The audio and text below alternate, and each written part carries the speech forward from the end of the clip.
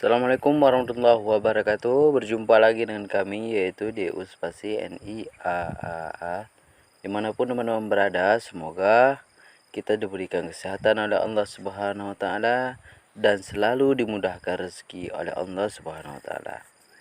Nah, teman-teman, pada hari ini kami akan menceritakan kisah Nabi Syuaib dan mukjizat Nabi Syuaib. Nah, bagi teman-teman yang telah mengetahui tentang kisah Nabi Syuaib, semoga kita semua diberikan hidayah oleh Allah Subhanahu wa taala. Dan yang belum mengetahui, mari kita simak sama-sama dari pertama sampai akhir. Semoga kita tahu kisah Nabi Syuaib dan mukjizatnya. Kalau ada kejanggalan atau kesalahan, mohon teman-teman komentar di bawah supaya kita selalu dalam kebenaran.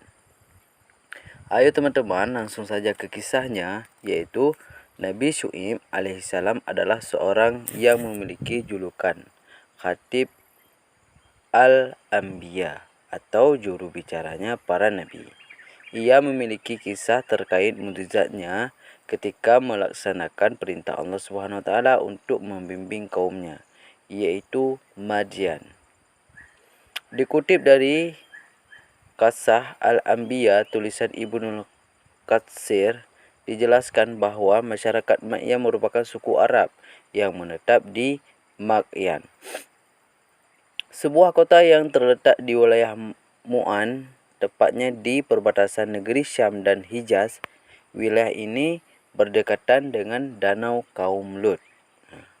Ibnu Katsir menjelaskan, Madyan adalah nama sebuah kabilah keturunan dari Madyan bin Nabi Ibrahim. Nabi yang diutus kepada mereka adalah Nabi Syuaib bin Miskal bin Yakhshan, seperti yang dikatakan Ibnu Ishaq. Nah, masih dalam sumber yang sama diceritakan penduduk Madyan adalah orang-orang kafir yang memiliki kebiasaannya buruk. Mereka gemar merampok di tengah jalan dan menakut-nakuti orang yang sedang dalam perjalanan. Mereka adalah contoh kelompok masyarakat dengan karakter yang paling buruk dalam interaksi sosial. Mereka melakukan kecurangan dalam jual beli, seperti mengurangi timbangan dan mengambil tambahan ketika membeli. Kaum Madyan menyembah sebatang pohon yang dikelilingi kebun-kebun yang dikenal dengan Aikah. Allah Subhanahu wa taala mengutus seorang laki-laki dari kalangan mereka, yakni Nabi Syuaib alaihissalam. Dia mengajak kaum Madyan untuk hanya menyembah Allah dan tidak menyekutukannya. Nabi Syuaib alaihissalam juga melarang perbuatan keji dan tercela sebagian dari kaumnya beriman. Tetapi kebanyakan tetap dalam kekafiran, hingga akhirnya Allah Subhanahu wa taala menimpakan azab yang sangat pedih kepada kaum Madyan. Berkaitan dengan ini, Allah Subhanahu wa taala berfirman, dan kami telah mengutus kepada penduduk Madyan saudara mereka, yaitu Syuaib. Ia berkata, wahai kaumku, sembahlah Allah. Tidak ada Tuhan bagi kalian selain Dia. Sesungguhnya telah datang kepada kalian bukti yang nyata dari Tuhan kalian. Nah, ini adalah disurahkan dalam Al-Quran Al-A'raf ayat 85. Ibnu Katsir menjelaskan melalui ayat tersebut, Allah Subhanahu wa taala telah memberikan bukti kebenaran melalui mukjizat yang diberikan kepada Nabi Syuaib alaihissalam. Walaupun berita tentang mukjizat beliau tidak sampai kepada kita secara detail, ayat di atas telah membuktikan adanya mukjizat itu meskipun bersifat umum.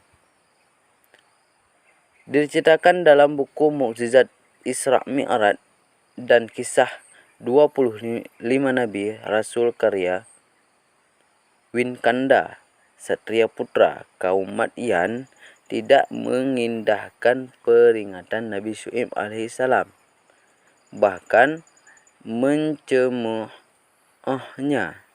mereka menganggap Nabi Syuaib alaihissalam sudah gila dan perbuatannya dusta belaka. Mereka tidak menentang Nabi Syuaib alaihissalam agar Allah Subhanahu wa taala menyegerakan azabnya seperti yang dikisahkan oleh Nabi Syuaib alaihissalam. Kemudian Nabi Syuaib alaihissalam berdoa kepada Allah Subhanahu wa taala agar menurunkan azab kepada kaum Madian. Akhirnya Allah Subhanahu wa taala mengabulkan doa tersebut dan menurunkan azab yang pedih kepada kaum Madian. Sebagai balasan atas dosa dan keingkaran mereka, dikatakan azab tersebut mulanya diturunkan dalam beberapa tahap seperti hembusan udara panas yang kering dan membuat mereka dahaga. Terjadinya gempa dahsyat hingga akhirnya membinasakan kaum Madian. Sementara itu, Nabi Syuaib alaihissalam dan orang-orang yang beriman diberi perlindungan oleh Allah Subhanahu wa taala, sebagaimana dijelaskan dalam firman-Nya. Ketika putusan kami tiba, kami selamatkan Syuaib dan orang-orang yang beriman bersamanya dengan rahmat kami.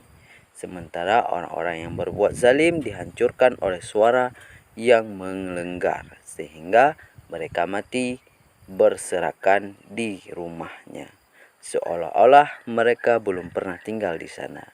Ingatlah, begitulah binasa penduduk Madian, dan seperti yang telah terjadi pada kaum Samud juga. Demikian kisah singkat pada hari ini.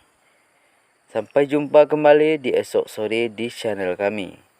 Wabillahi taufiq wal hidayah. Assalamualaikum warahmatullahi wabarakatuh.